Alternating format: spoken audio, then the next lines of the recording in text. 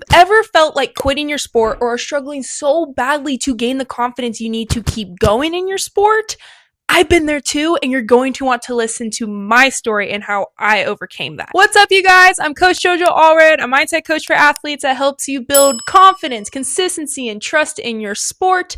This video is about my story and my journey as a high school and college athlete, but I'm not telling it just so I could talk about myself. I'm sharing it because it has caused me to go through extreme challenges and emotions that I know many of you are also experiencing. And in doing so, I want to help you achieve and succeed as I did. That's the whole purpose of me putting out my content, is to help you overcome and conquer. It's real, it's raw, and it's honest. So let's get into it. So I just wanted to come on here and talk about myself and talk about my credibility, talk about how I am here for you guys and my journey, because whenever I'm listening to somebody, I love when I'm able to see their background and I'm able to see, what did you go through and how are you helping me right now? How do you have all this knowledge and experience? And yes, I am 23 years old, but the thing is that I always say I will never have my midlife crisis because I played a college sport. The way that you could mature so much and gain so much knowledge and experience is literally playing through such adversity, not only in college, but in high school, through a sport. So without further ado, let's get into my journey. And I really hope that it's going to resonate with some of you and it's going to help you guys out. It's going to be another set of, it's almost like I want to also say my journey so that I could let you guys know that you're not alone. And I know for a long time in my experience and my journey, whenever I was feeling really shitty, so I felt really alone sometimes because yes, I would talk to my teammates about certain things, but I never felt like they were in my position. And let me tell you guys, I've been through a lot of fucking shit.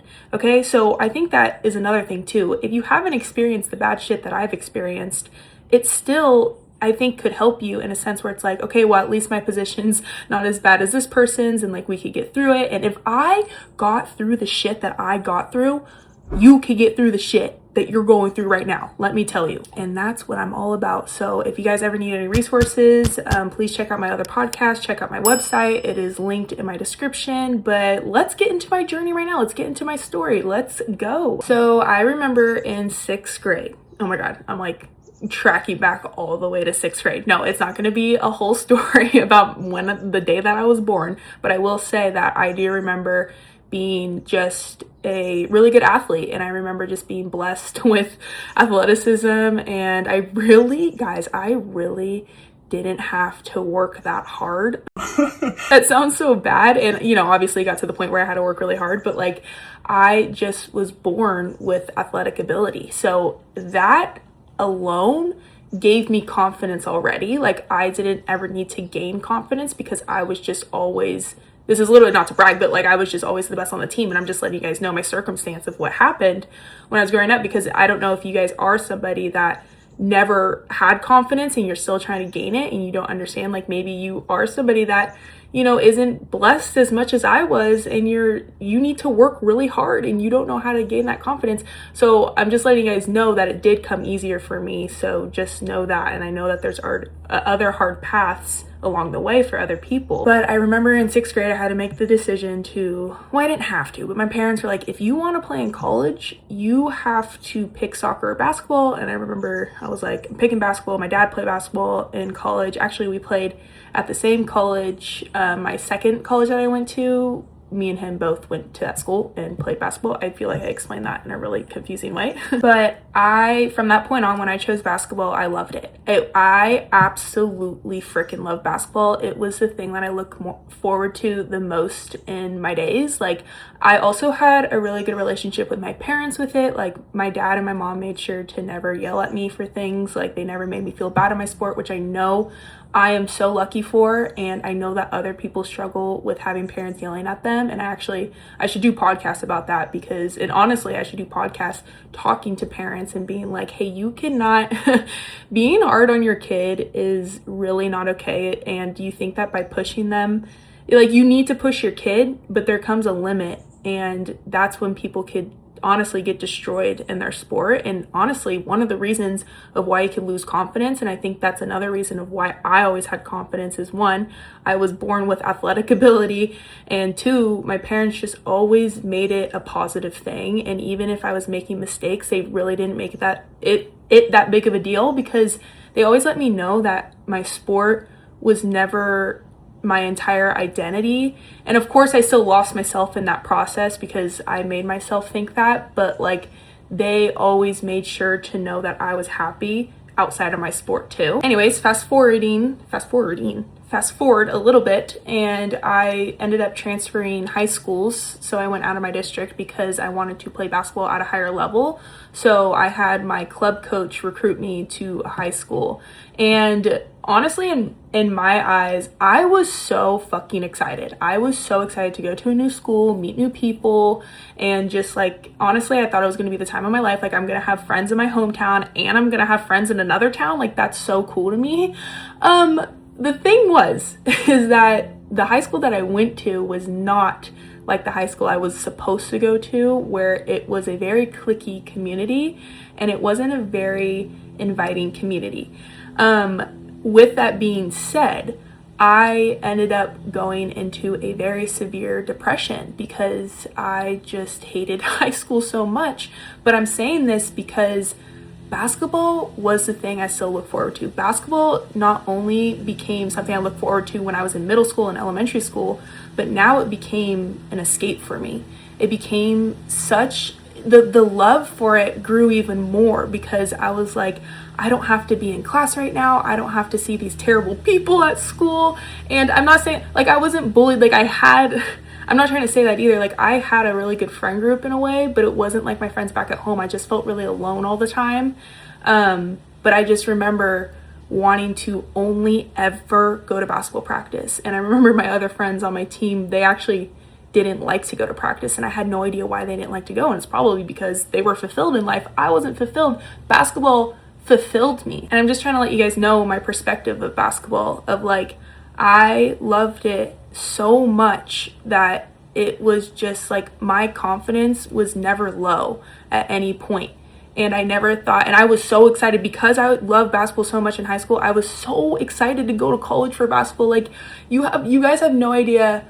Actually, you guys probably do. If you're an athlete wanting to go to the college level, or you are at the college level right now, you know that feeling of like, you just want to compete at the highest level and make a name for yourself because this is something that you work hard for and it's something that you're passionate about, and that is so rewarding. Now moving on to my college life. So this is really where my story starts, and this is where the reason why I even became a mindset coach. But I remember COVID happened for me my senior year of high school, so I actually kind of missed it in my college career, which was nice. I didn't get a COVID year for college, so I played only 4 years in college. But at my first school, I went to the University of Idaho, which is so funny. Every single time I say it, I get the biggest reaction of like, what is a Californian doing in Idaho? And it's not Boise, guys. It's Moscow. Not Moscow, Moscow, Idaho. And it's like 7 minutes away from Washington State University. So we had like, that was like the big school there, but like Moscow's at the top of the state and it's in the middle of nowhere kind of. And so they just had a really, really good recruitment process. Freshman year of college, that will forever be the hardest year of my entire life, even after my freshman year of high school. That experience was the most humbling experience I will ever go through. It is the hardest year I will ever go through, and just seeing all the new things that happened that year. And when, especially like in my position where I grown up with confidence and I grew up being the best on teams, or like, you know, the top player on teams, you go to college thinking, I'm gonna still be the best. Yet, like, yes, I'm gonna be young, but I'm still going to make a name for myself and I'm still going to be a top player. Like, that's what went through my head. But the thing is that all these people recruited to D1, they are the best on their team. They've been exactly who I was. And so we all are thinking the same thing. We all go in with the same confidence and like cockiness in a way. And I think that in a sport, cockiness is needed.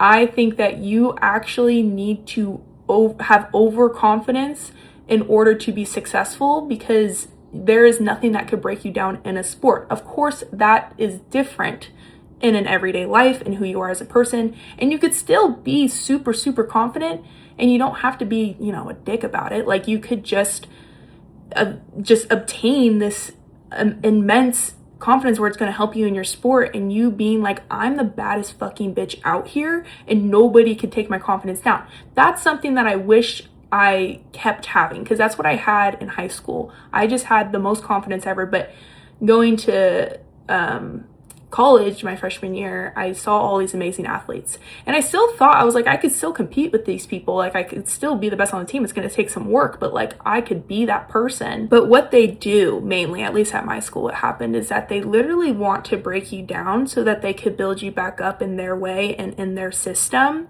And honestly, there's nothing wrong with that. I think that, well, there are things wrong with it because I went through it the wrong way, but I think that the concept that there's nothing wrong with breaking you down to build you back up, because I am so grateful that that happened to me. I'm so grateful that they broke me down so much. I remember going and waking up at 5:30 every other day, going to conditioning, and that was super different for me. I never did that in high school. I never had to wake up that early to go work out, at least. And I never did like weightlifting. I never did any of that experience. I just remember the conditioning was so hard for me, and I'm not a very, like, again, guys, I didn't work that hard. I mean, I obviously was working hard. I got to where I was, but like, I was super lucky. So I never really thought of conditioning like I needed to condition. I was always just like, oh, I'm just going to play basketball. But like in college, you got to step it up a little bit. You got to build this muscle, you got to build this endurance. So that was very humbling, but I was so glad that they broke me down so much, because I became such a strong person, not only physically, but mentally, the strongest version of myself. So in that way, I'm forever grateful. I will forever be grateful for that. The way that it was approached was toxic, and my experience was very, very toxic. At first, when you're there, you think that, this is the hardest experience of your life, especially, well, if you're a freshman going to a Division I level, at least for me.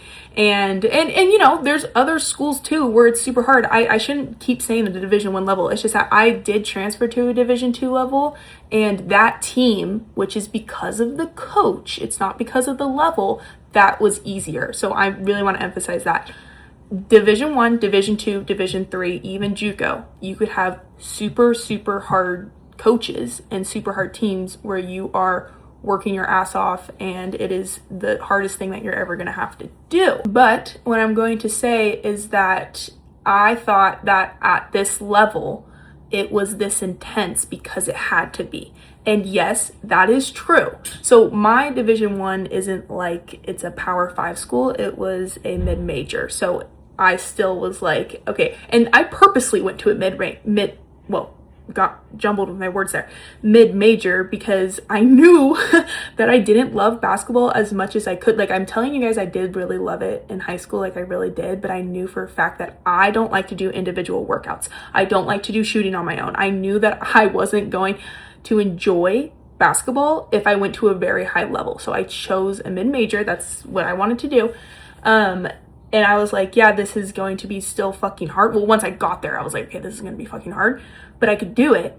But I don't know if somebody needs to hear this, but I don't know if somebody like is going to resonate with this, but I actually, on top of it already being super hard, the coaches were just super toxic. And because they were toxic, made my teammates really toxic. And not all of them, right? I still am best friends with a lot of them. Like, there's still really good people on the team, but when you're on the team and you have this toxic coach who runs the team and has so much power and control, you are literally scared shitless on this team. And I've healed so much from my first school, and I literally, like, I have healed so much that I honestly forget a lot of the things that happen, but also I think maybe I forget the things that have happened because they were so traumatizing. And I had a lot of PTSD after I went to my first school, and so I don't really like to go into depth about my experience because I've been there, done that, and it was so gruesome and it was so toxic. It was so negative to my lifestyle that I really don't want to live in the past. So that's a main reason why I brush over it so lightly. And, people ask me and I just am like, yeah, I had a toxic coach and, it sucked there. And, there's a point in time where I did get detailed with things, but what I really do remember more than anything is when I transferred and realizing all the things that I had to heal that I didn't realize I had to heal. Being at this toxic environment where I just felt like I had gotten all of my confidence stripped from me. I've gotten all of my love from this game that I felt like this used to be my escape, and now it was something that I literally dreaded to go to every single day. And I just don't want to be like a broken record with some things. Like, I know I brush over things lightly, but I do say a lot. Like, I got to the point at this school where I was dry heaving before practice, throwing up before practice, having panic attacks in practice. I remember passing out one time just because I was so like overwhelmed. It wasn't even because I was out of shape or anything. Like, I was so overwhelmed. This place was my hell. And it's just, I remember my freshman year, I wanted to transfer obviously, but I was like, no, like, I'm the problem. I'm gonna have to pick it up. But before I move on to my second, I literally already just want to get to my second school and tell you guys my experience there, because that's where and why I became a mindset coach for athletes. But first I need to resonate with some of you, because I know that there are people out there, so many people that deal with a toxic coach. And it is the most difficult thing in a sport, because a coach makes or breaks your experience. And if you don't have a good relationship with them, and if they are somebody that you really don't like, you will not like your sport, like, truly. And but the thing is that they do control so much on the team. So they control so much, they have so much power that, and there's only one of them, right? I mean, obviously there's assistant coaches, but like, once you're on that team, you're stuck with them for a season at least, So it's a really tricky situation, especially because you can't control how they are. And I talk about this all the time. You can't control how others react, how others act. You can only control how you act and react. But sometimes we feel so hopeless because we don't know how to control our own emotions, and we don't know, like, in my circumstance, in my story, he was so toxic, my coach, and honestly, he made the coaching staff toxic, that it was like, I had felt like I just couldn't I was just gonna accept being miserable because I didn't know of any other way out. And like, I didn't have a perspective where I knew how to take control of myself. And honestly, there are circumstances where you're just not going to be able to get out of it. And that fucking sucks, like it feels like a waste of a season. It feels like a waste of committing to this team and putting your heart into it and trying your best. And you just get negative outcomes from it. And it really is deteriorating. Oh, I say that word weird all the time. You would think that the words that I say, like, that I can't really say, I'd stop saying, but like, I just love them so much. So I just remember getting broken down my freshman year, but I remember I wanted to transfer, okay? Obviously I wanted to transfer, but there was just a part of me that was like, am I the problem? And did I not work hard enough? And am I just gonna quit?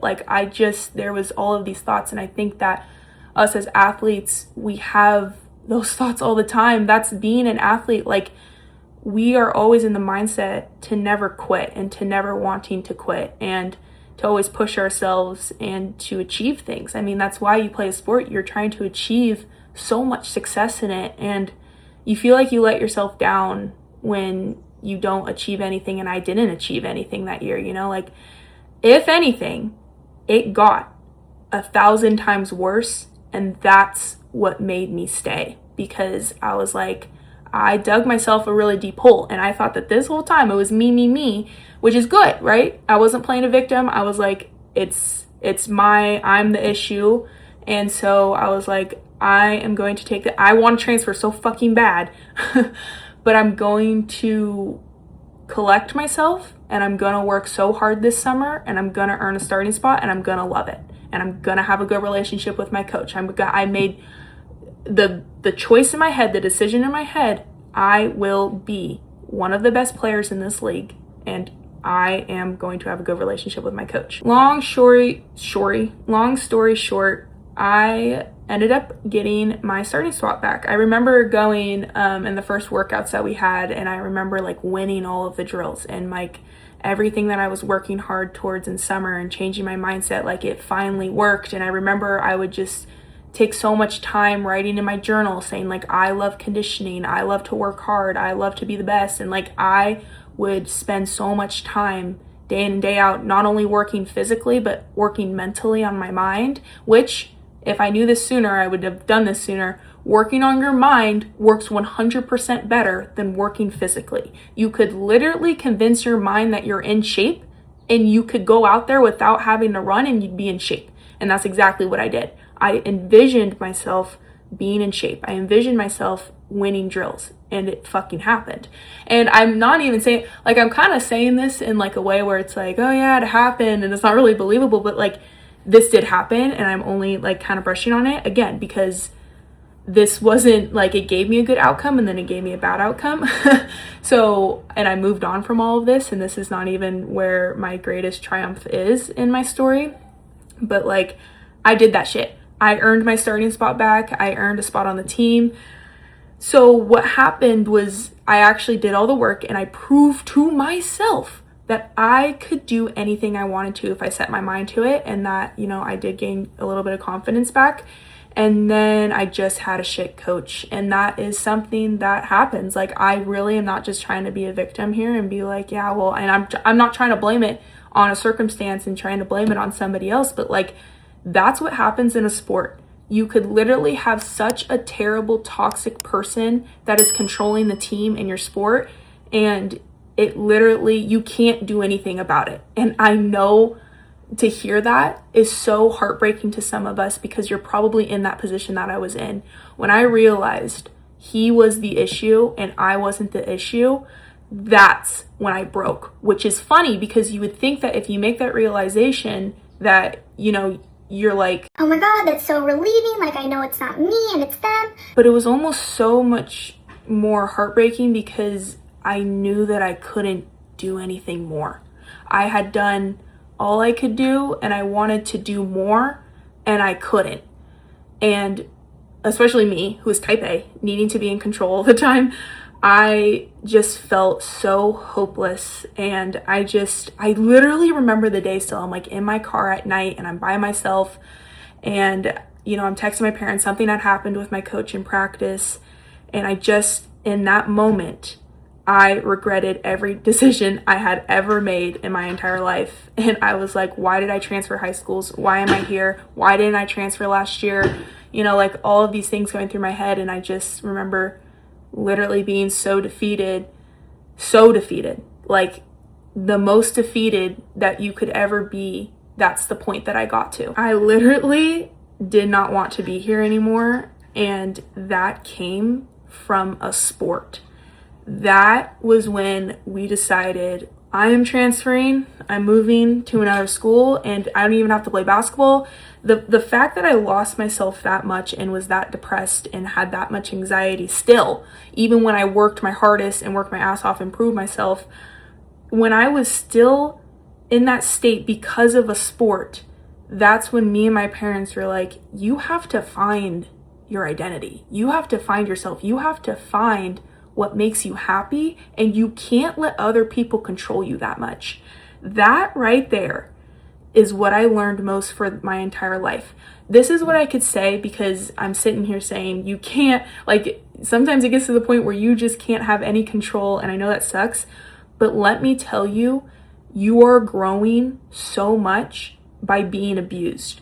that sounds fucking terrible, but that's literally the advice that I would give myself when I was in that state.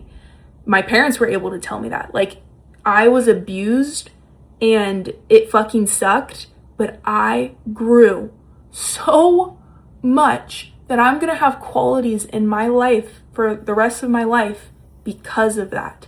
And luckily I'm able to get out of it, right? A lot of people can't get out of it. It takes a lot of time for people to heal, but the healing process is also something that we have to push ourselves to do, because healing does take fucking time. Oh my God, it takes time.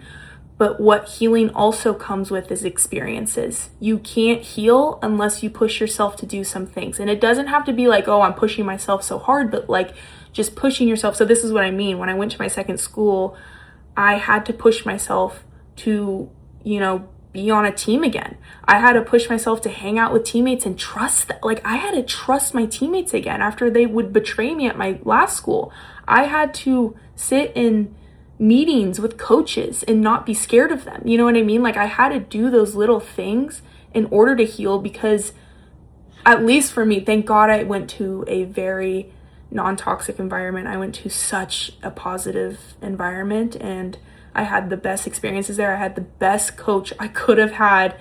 And of course, I take things as signs of like, I deserve this. And like, I do give myself a lot of credit for like things that I deserve and setting myself up. I think by me making the decision to keep playing basketball was the best decision I've ever made, because I made the decision to heal myself and I got it. And I think that we have to remember that when we are pushing ourselves to do something, that if you push yourself, you will eventually get somewhere. And if you don't feel like you're getting somewhere, you're learning through everything. You're learning through all of the hard things and you're growing, and it's going to set you up no matter what. Even if you feel like you're failing, you're not like you tried. That's not failing. If you're trying something, you have to know that that's gaining knowledge, it's gaining experience, and that's never a loss. You're never losing when you're gaining experience. I was literally like, I'm done with basketball, and it was hard. I think also, especially for those who know that going to the Division I level, you have this ego. You have this ego of like, I'm at the Division I. You have the identity of being a really great athlete. And just, I had a scholarship, so, I'm getting pampered with all this stuff, and I don't have to pay for my college and, all this stuff. So making the decision to not play basketball was hard. But honestly, what was harder for me was making the decision to go down a division.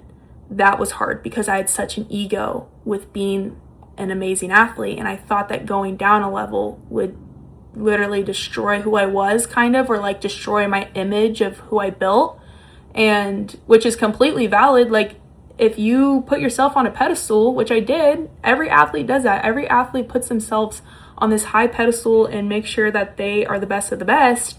Then of course I'm gonna feel like shit when I feel like I'm going down in a way. The only reason why I even played basketball at my second school, so I played at Chico State and it's a Division II.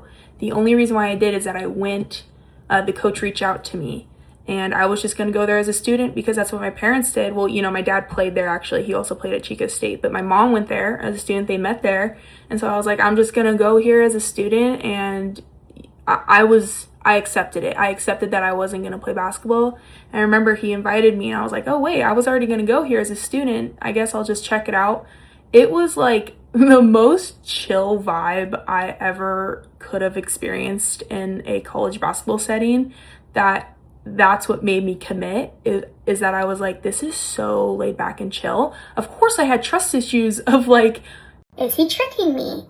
Are the girls tricking me? Because that's what happened at my first school. They made the recruitment process so glamorous and so amazing that I was like, and so shielded, from the toxicity that was inside that team, that of course, that was another experience where I had to heal. I had to heal going on a recruitment trip and like doing that, and just trusting. Trusting is so hard in ourselves, but also to other people. It's, for me at least, and that's what I experienced. And I think that if you are even backstabbed one time, your trust issues, your wall goes up a little bit, you know, like you get a little bit of trust issues. And of course it builds over time, but even if you have that one wall up, it restricts you from doing more. So I had to be fucking brave, you know, like I had to do that shit. And that's why I'm so proud of myself, is that like I did that in a state where I was so down bad and like just so depressed and still had a lot of anxiety, you know, like I wouldn't have healed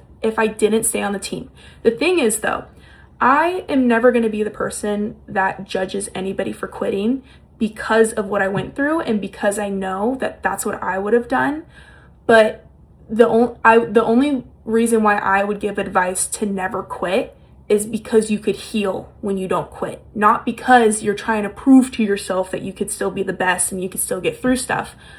I think that, and I do think that I earned security in myself when I did come back my second year at my first school and, you know, gained my starting spot. And like, I was like, oh, I could fucking do this shit and I could compete with these people. But I think that I gained the most security by healing and by pushing myself to do that, those experiences, I mean, at my second school. So I literally will never judge you. I will never judge anybody for quitting. Quitting is, unless you've, okay, I'm not going to judge you, but I'm just going to try to push somebody if they're quitting just because it's too hard. If you have tried everything in your power and you've known that you've given it your best and you've proved something to yourself, that's when I'm not going to be like, yeah, okay, like quit, you're a loser for quitting.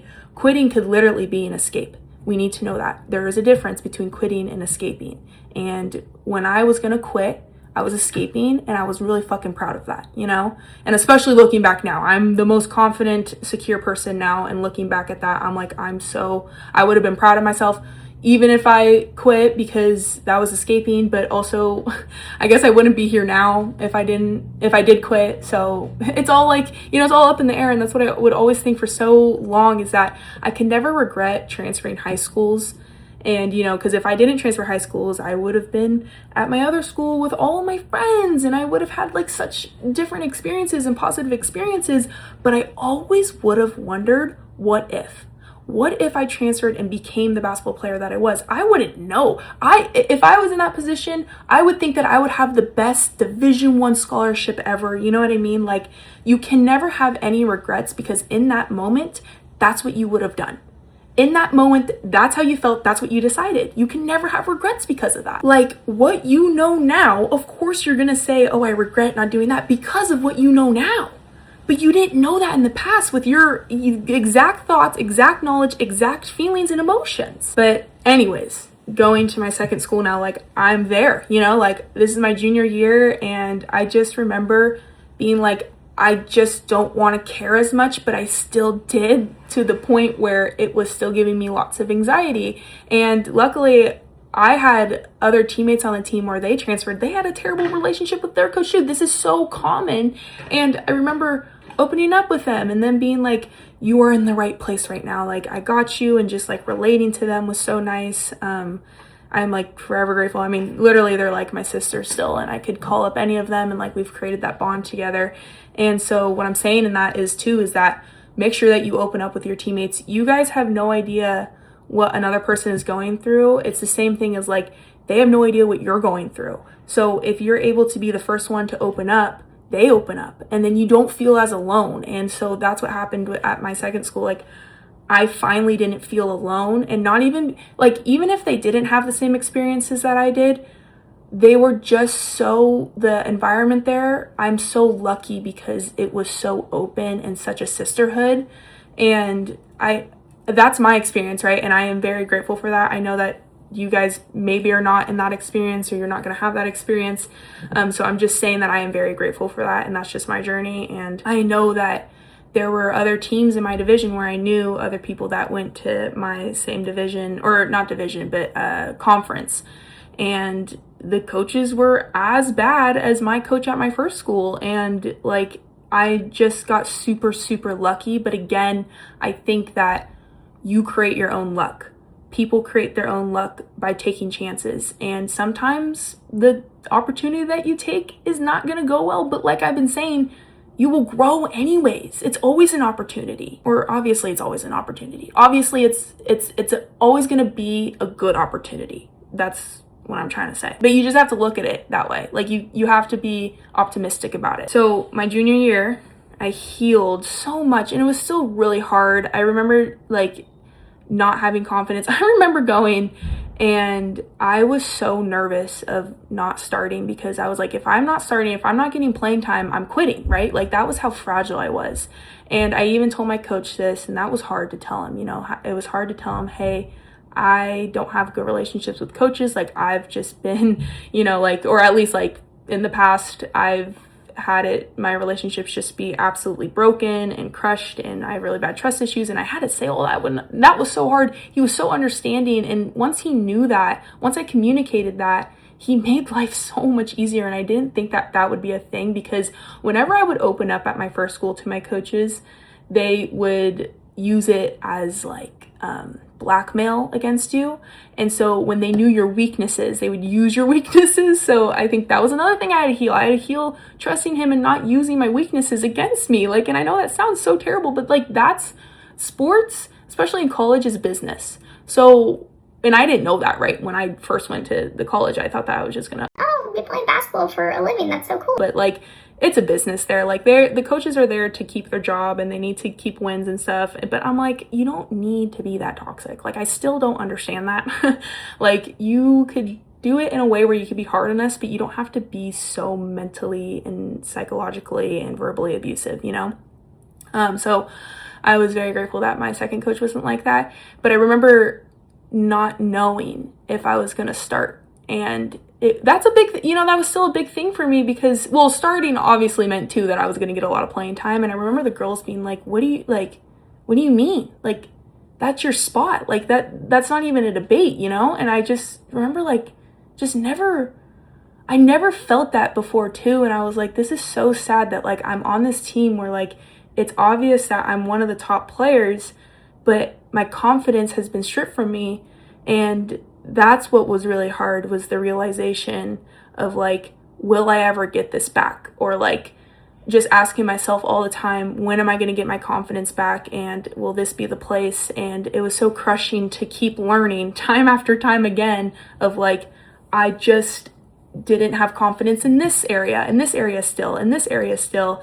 And it honestly, my junior year was a great year for me. Honestly, I played really well that year, but I just still remember being so crushed and like, I don't even know a good word for it. I felt like whenever I thought I was making progress, I wasn't. And whenever I thought that, oh yeah, I had a good game, my confidence is back, the next game I'd play shitty and I'd absolutely be destroyed. Like, I would melt down. I would think I'm the worst player ever, that my confidence was gone. And so the consistency part was really hard for me. And that was like, and I think that obviously I didn't have confidence at my first school, but I wasn't getting as much playing time as I was my junior year. So it was like, when I was given these opportunities to mess up and these opportunities to literally have bad games, like that scared me. But luckily, like I was able to have a coach that didn't pull me for mistakes, and I had to get used to that. That was another thing I had to heal. I had to heal like making a couple mistakes in a game and not getting put on the bench. Like, that was really cool. And again, I know that not all of us have this opportunity. I'm just telling my story and what happened. But to fast forward a little bit, I'm trying to be detailed to you guys, because I know that a lot of people are like, oh my God, JoJo, you brush over so much. And this is literally a podcast episode talking about me and my story, but I just find some of the things to be a little boring. But fast forward to my senior year, that was such, like, the summer going into my senior year, I remember being like, I had such a great year my junior year, and I didn't feel confident. And that, I think, just perplexed the fuck out of me, because I was like, how could I be playing well? How could I go out there, be brave enough to play and play well and still feel anxiety? And I really just think that that's a lesson that I had to learn, or like realize, was that you could be so scared and you could still perform. because that's being brave. And the only way you're going to get confidence is literally by being scared shitless and going out there and competing anyways, because that was the thing, that was what was built within me. And that's actually what I learned at my first school, is learning how to fucking work hard. I remember my defense was terrible in high school, and then I actually was like, oh wait, I just have to like get low and like move my legs and like actually be determined. So I remember going to my second school and just having all the work ethic. So I remember just working my fucking ass off in every single game. I was like the best defender on the team, which is literally, defending is just effort. Like for basketball, right? Like if you are just giving 100% effort, then you could play defense. That's literally what I say. And so I think that realizing that was my greatest, it was like my angel. Like it was the greatest thing that I could have done for myself and realized. And I want you guys to also know that I was so anxious and scared and stressed my junior year, and I played so well. And it's just so funny that like you guys could be doing the same thing. And I know that's kind of rare to like not have confidence and to still play well. But I've been in the position where I didn't have confidence and I played like shit. Like I've also been there too at my first school. But like you could still do shit when you don't feel like doing it, and you could still get a good outcome from it.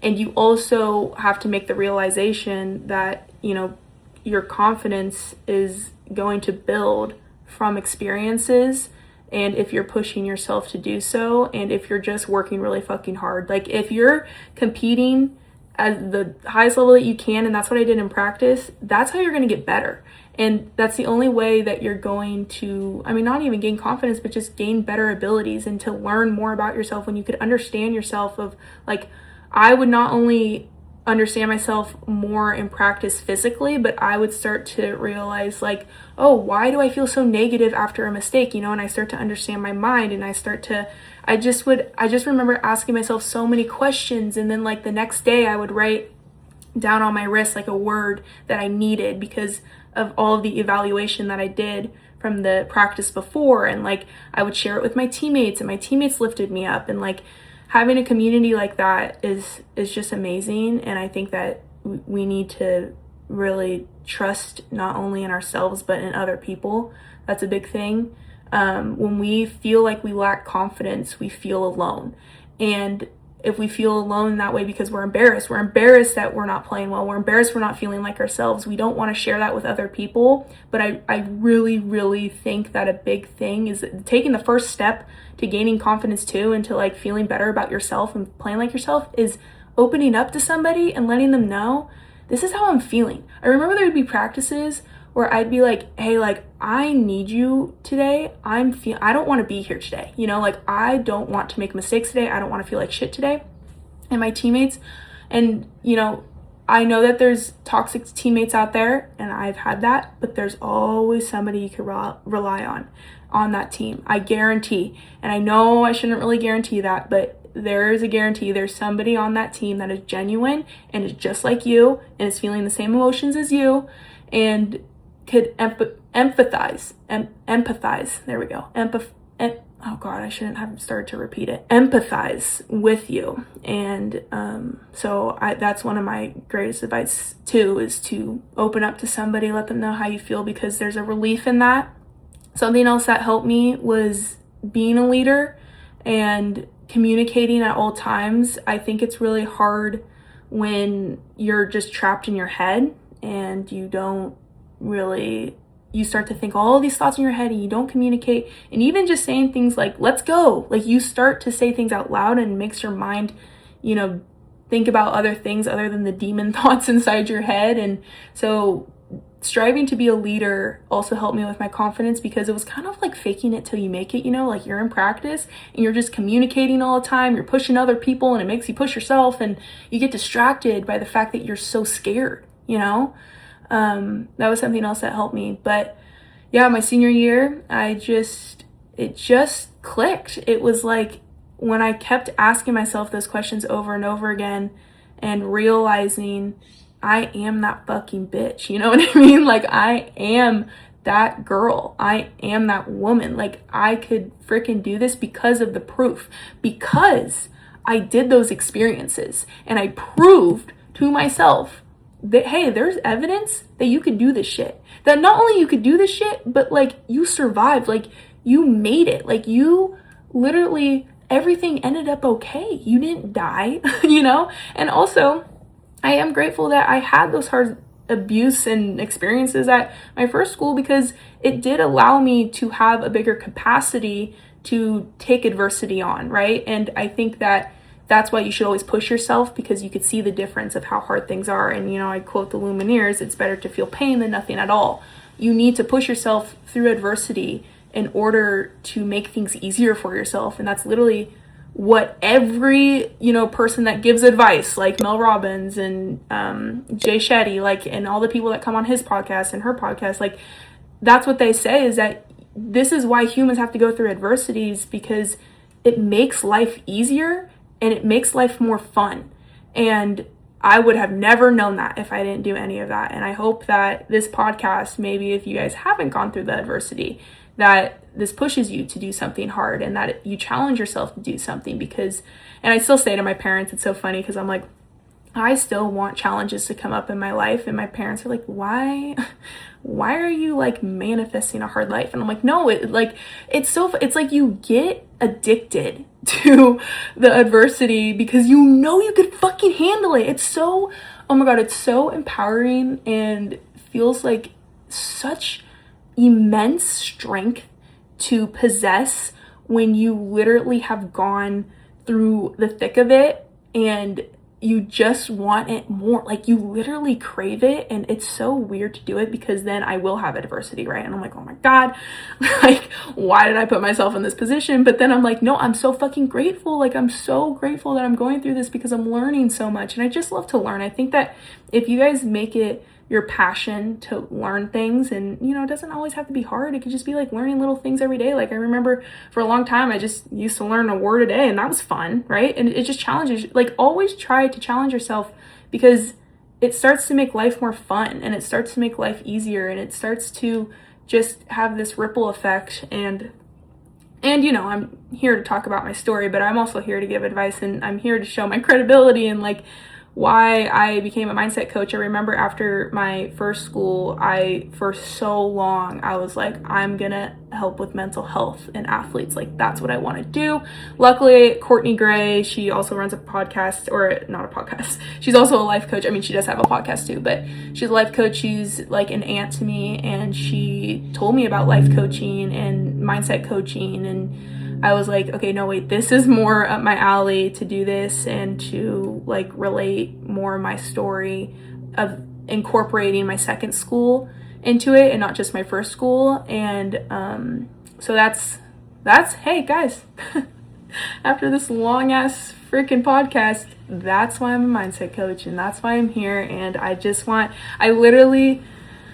my passion in life now is to help athletes and to never feel like I used to feel, because that was the most saddening emotion, most terrible emotion that I've ever felt. And I just never want to be in that position. I never want to see anybody in that position. So, yeah, that is my long ass story. I actually did not think I was going to talk for that long, but I'm kind of proud of myself for talking for that long, because I usually just keep it literally like a minute, or I'll say a little comment. So I'm glad that I did this. Before I end this video, I want to make sure that you guys know that I was never the player that couldn't get yelled at. I feel like that wasn't said at all, and maybe it came off as me saying it like I couldn't take coaches yelling at me, but I've always had super thick skin, and I actually thrive off of coaches yelling at me.